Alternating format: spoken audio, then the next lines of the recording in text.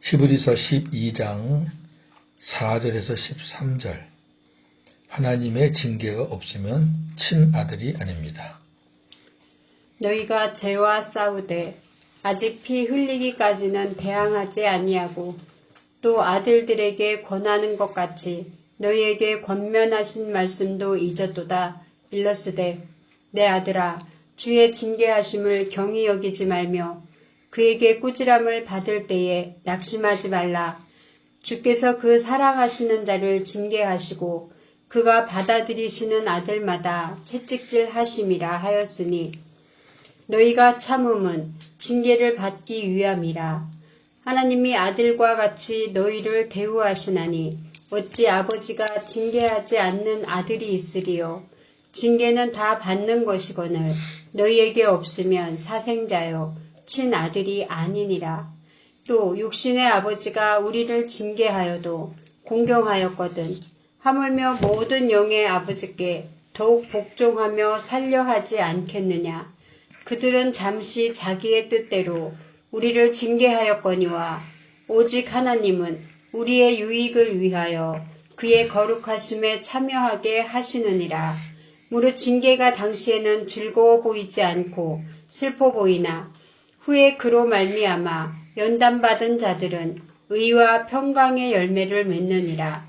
그러므로 피곤한 손과 연약한 무릎을 일으켜 세우고 너희 발을 위하여 곧은 길을 만들어 저는 다리로 하여금 어그러지지 않고 고침을 받게 하라. 아멘.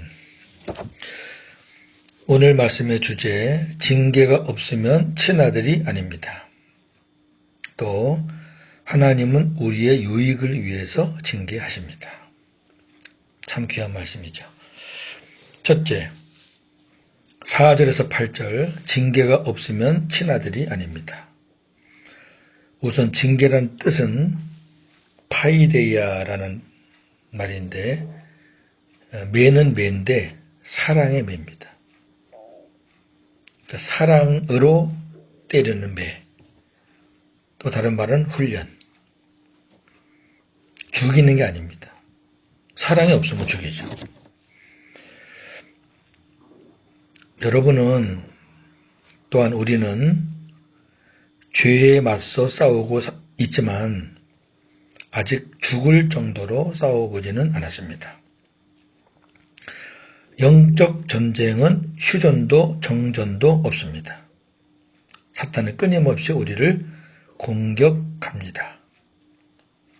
그러므로 우리는 사탄이 주는 죄와 싸울 때 사탄이 싸움을 걸어와요. 전신갑주로 무장하고 예수 그리스도로 무장하고 예수 그리스도의 이름으로 사탄을 쫓아내고 바울처럼 날마다 자신을 죽이며 싸워야 합니다. 고린도전서 15장 31절. 형제들아 내가 그리스도 예수 우리 주 안에서 가진 바 너희에 대한 나의 자랑을 두고 단언하노니 나는 날마다 죽노라. 아멘.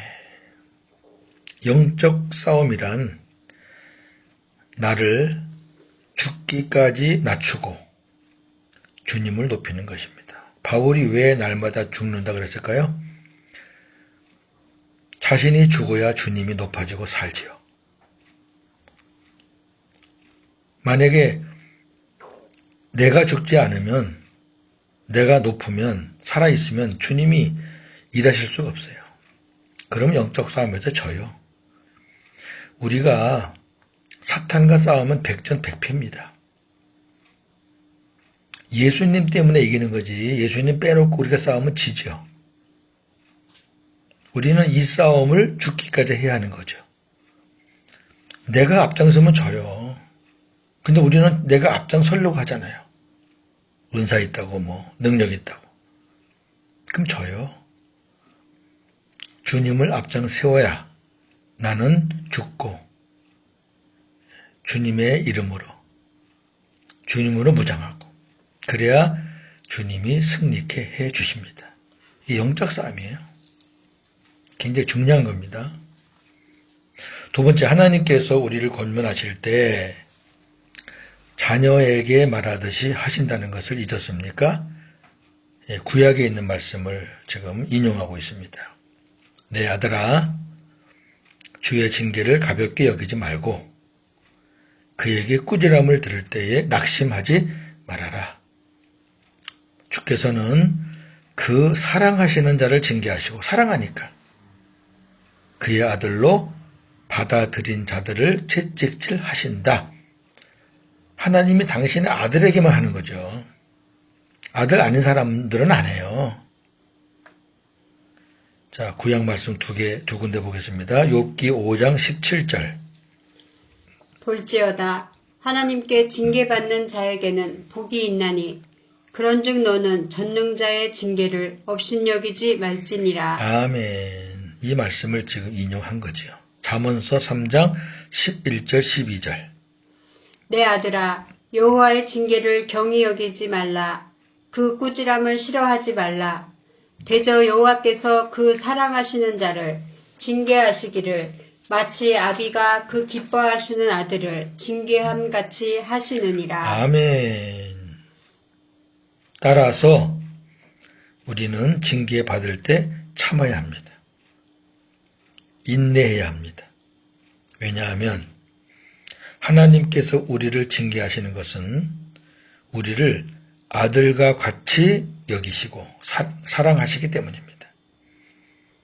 아들을 징계하지 않는 아버지는 없습니다. 계시록 3장 19절 말씀 봅니다. 무릇 내가 사랑하는 자를 책망하여 징계하노니 그러므로 내가 열심을 내라 회개하라. 아멘. 사랑하는 자이기 때문에 징계하는 겁니다. 그러니까 징계라는 단어 속에는 사랑이 내포되어 있습니다. 이걸 꼭 기억하시면 좋겠습니다. 세 번째, 징계는 아들이라면 다 받는 것입니다. 당연히. 솔로몬의 징계와 예수님에 관한 말씀을 사무엘하 7장 13절에서 16절 보겠습니다. 그는 내 이름을 위하여 집을 건축할 것이요 나는 그의 나라 왕위를 영원히 견고하게 하리라. 나는 그에게 아버지가 되고 그는 내게 아들이 되리니 그가 만일 죄를 범하면 내가 사람의 매와 인생의 채찍으로 징계하려니와 내가 내 앞에서 물러나게 한 사울에게서 내 은총을 빼앗은 것처럼 그에게서 빼앗지는 아니하리라. 내 집과 내 나라가 내 앞에서 영원히 보존되고 내 왕위가 영원히 견고하리라 하셨다 하라. 아멘. 이 말씀을 잘 보시기 바랍니다. 하나님이 다윗에게 새 언약을 세우는 거예요. 다윗과 새 언약을 맺는 겁니다. 하나님이 다윗에게 아들을 줘요. 솔로몬이죠. 하나님께서 그 아들이 죄를 범하면 내가 인생의 채찍으로 징계하겠다. 당연히 그래야죠. 이 말은 하나님이 솔로몬을 사랑한다는 얘기죠. 그런데 사울에게서 은총을 빼앗은 것처럼 그에게서는 빼앗지는 않겠다 그래요. 솔로몬이 죄를 많이 져도 하나님의 은총은 빼앗지 않겠다는 거죠. 계속된다는 거죠. 왜? 그 이유가 나와요. 여기 그의 나라 왕위를 영원히 견고하게 하리라. 13절 또 16절 네 집과 네 나라가 내 앞에서 영원히 보존되고 네 왕위가 영원히 견고하리라 하셨다 하라. 무슨 말이에요? 이거 지상의 나라가 아니에요. 영원한 나라가 어디 있어요? 다윗이 영원했나요? 솔로몬이 영원했나요? 아니죠. 예수 그리스도로 이루어질 하나님의 나라, 주님의 나라를 얘기하는 거죠. 왜 솔로몬을 하나님께서 은총을 빼앗지 않느냐? 솔로몬에게서. 솔로몬의 후손에서 예수님이 나오잖아요. 다윗 솔로몬의 계보에서 예수님이 탄생합니다. 만약에 솔로몬에게서 은총을 뺏으면 그 계보가 끝나잖아요. 솔로몬이 잘못했어도 죄를 보면은 은총을 뺏어야 되는데 예수님 때문에 하나님이 솔로몬을 살려주는 거죠. 참 은혜가 이렇게 멋있어요. 솔로몬도 예수님 때문에 산 거죠. 예수님 때문에 그 왕위를 유지할 수 있었고, 사실 솔로몬의 죄는 커요. 이루 말할 수 없이 큽니다. 우상을 섬긴 죄서부터. 그러나 예수님 때문에 하나님이 솔로몬을 징계는 하지만 빼앗지는 않겠다. 이해가 되시겠죠? 하나님의 아들 예수님은 징계를 받으셨는데 그분은 죄 때문에 받으신 게 아니에요. 우리의 대속을 위해서 받으셨습니다. 이사야 53장 5절. 그가 찔림은 우리의 허물 때문이요 그가 상함은 우리의 죄악 때문이라. 그가 징계를 받음으로 우리는 평화를 누리고 그가 채찍에 맞음으로 우리는 나음을 받았도다. 아멘. 순전히 우리 때문에 징계 받으신 거죠. 만일 징계가 없는 사람은 사생자요. 사생자가 아버지가 없는 사람이 사생자죠. 친아들이 아닙니다. 잠언 10장 17절. 훈계를 지키는 자는 생명길로 행하여도 징계를 버리는 자는 그릇 가느니라. 아멘. 잠언 12장 1절. 훈계를 좋아하는 자는 지식을 좋아하거니와 징계를 싫어하는 자는 짐승과 같으니라. 아멘. 잠언 13장 24절. 매를 아끼는 자는 그의 자식을 미워함이라. 자식을 사랑하는 자는 근실히 징계하느니라. 아멘. 징계가 없으면은 잘못돼요. 짐승이 돼버려요. 징계를 안 하는 것은 자식을 사랑하는 게 아니라 미워하는 거예요. 왜? 잘못되니까. 근실하게. 무슨 말이죠? 적합하게. 성실하게. 반드시 징계하란 얘기죠. 사랑한다면. 오늘날 가정마다 이게 잘 안 돼요. 사랑하는 것을 마마보이로 만드는 것을 사랑으로 알아요. 잘못된 겁니다. 큰 두 번째, 하나님은 우리의 유익을 위해서 징계하십니다. 9절에서 13절입니다. 첫째, 육신의 아버지가 우리를 징계하여도 공경하는데, 아니 육신의 아버지가 징계한다고 공경 안 해요? 아버지인데. 하물며 모든 영의 아버지가 징계하시면 더욱 복종하며 살아야 하지 않겠습니까? 당연하죠. 신명기 8장 5절 6절. 너는 사람이 그 아들을 징계함 같이 내 하나님 여호와께서 너를 징계하시는 줄 마음에 생각하고 내 하나님 여호와의 명령을 지켜 그의 길을 따라가며 그를 경외할지니라. 아멘. 징계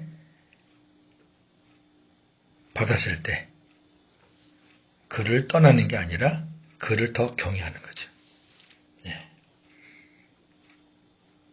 우리가 자식이 엄마 아버지의 매를 맞을 때 사랑의 매를 때리면요, 그 자식은 엄마 아버지 품에 안겨요.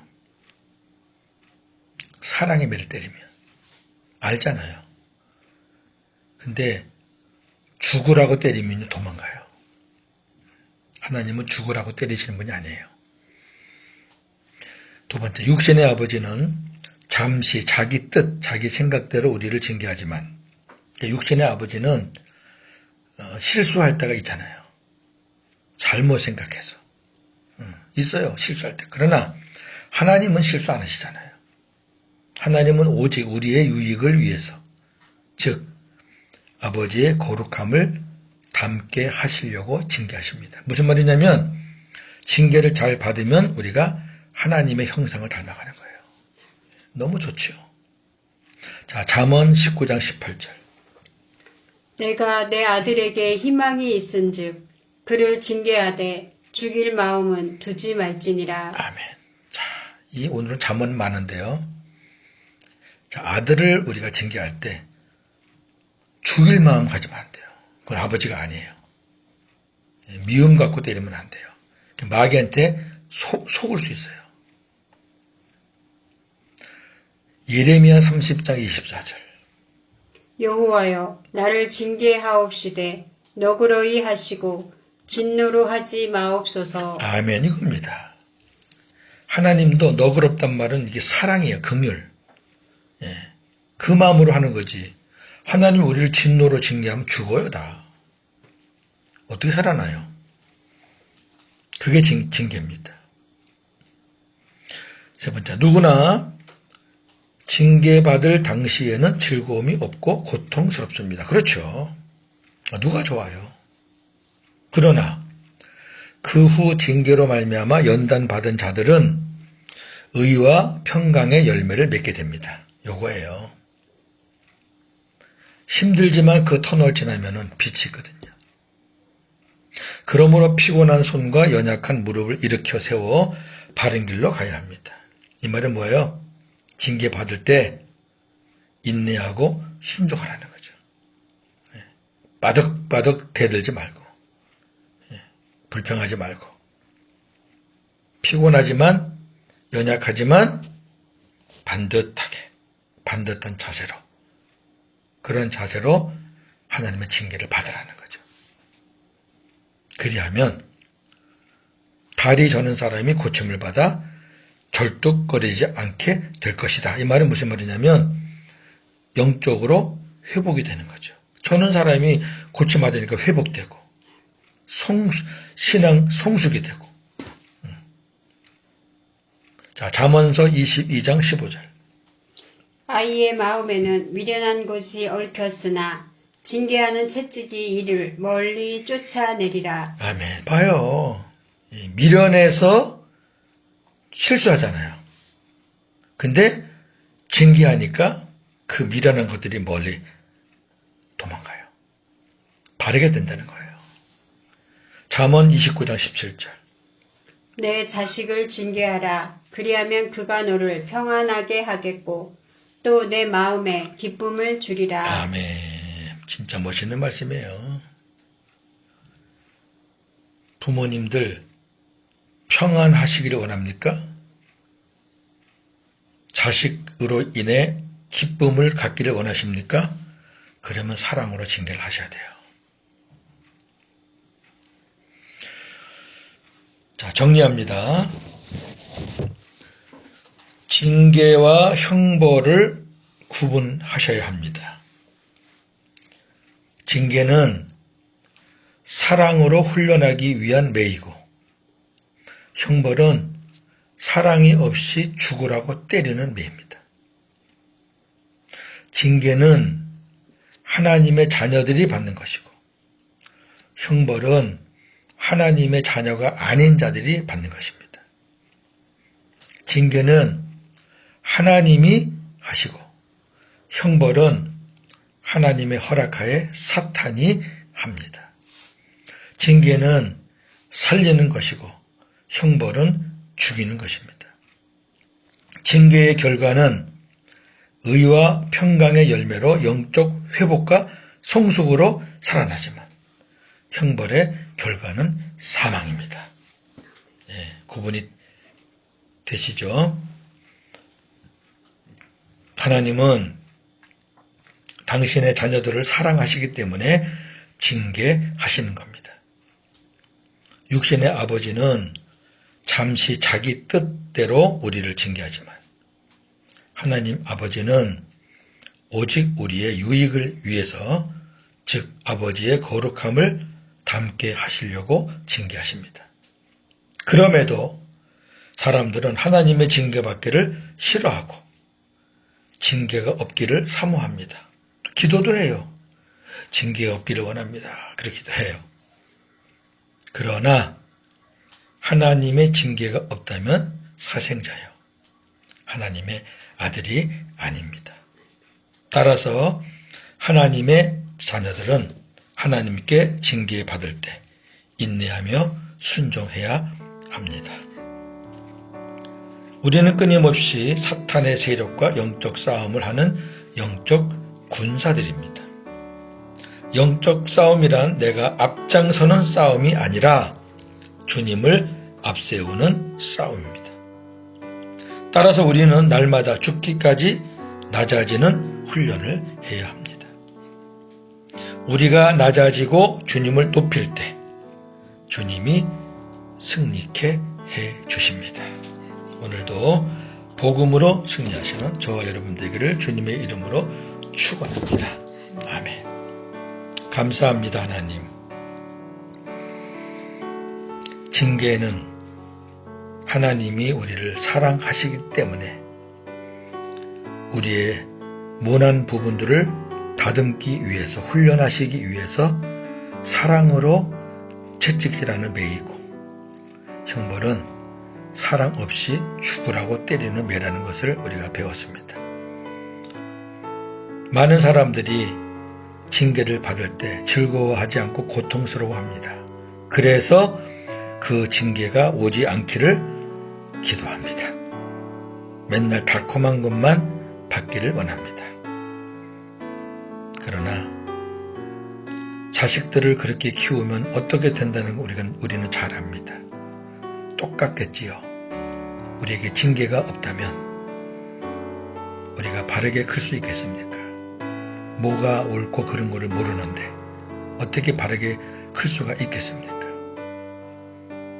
하나님의 징계가 왔을 때 불평과 원망으로 대항하지 말고 하나님을 멀리 떠나지 말고 피곤하고 연약한 손과 무릎을 바로 세워서 인내하며 순종하며 자기 자신을 돌아보며 또 회개도 하며 자백도 하면서 그렇게 하나님의 징계를 받은 후에 아, 이게 복이었구나, 이게 은혜였구나 하면서 고백하며 우리의 신앙도 성숙하고 또 우리 영적 수준도 회복되고 이러한 은혜가 있기를 소망합니다. 감사합니다. 우리는 내 힘으로 사탄과 싸우려고 할 때가 참 많은데 우리가 사탄과 싸우면 백전백패입니다.